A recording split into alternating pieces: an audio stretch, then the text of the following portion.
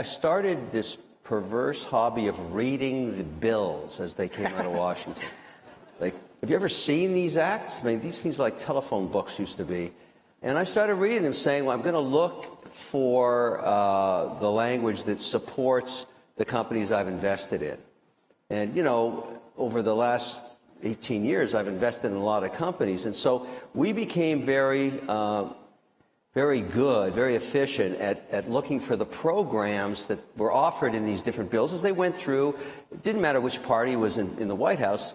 Every bill, I would assume, had some support for small business because 73% of jobs created in America are created by companies 5 to 500 employees in every state, whether it's red or blue.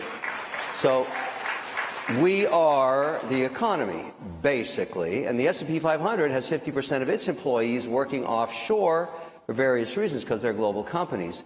Most of the companies I'm talking about are domestic. So I would have made the assumption, as anybody would have, that every act had something for the majority of job creation. Wow, was I wrong.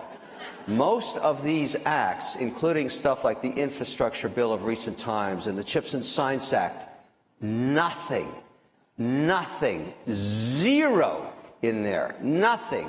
So I said, wow, I got millions of followers. I think I'll just knock on the doors. I'll go into the halls of the Senate and into the House and see if anybody wants to see me. And lo and behold, they were very open because what politician doesn't want job creation or the leverage of social media, which is the only reason they want to talk to me.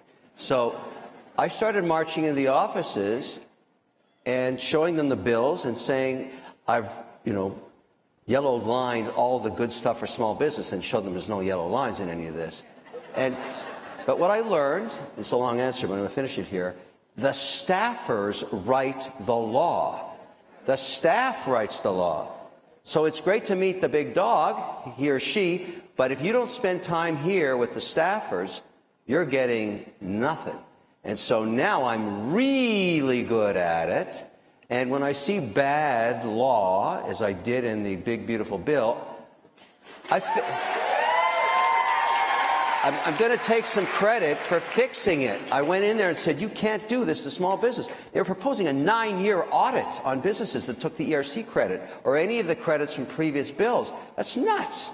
Well, who can afford a 9-year audit? It would put you in limbo. And the staffers are not stupid. So we fixed that. I'm going to keep doing this. I like working with the staffers. They're not dumb.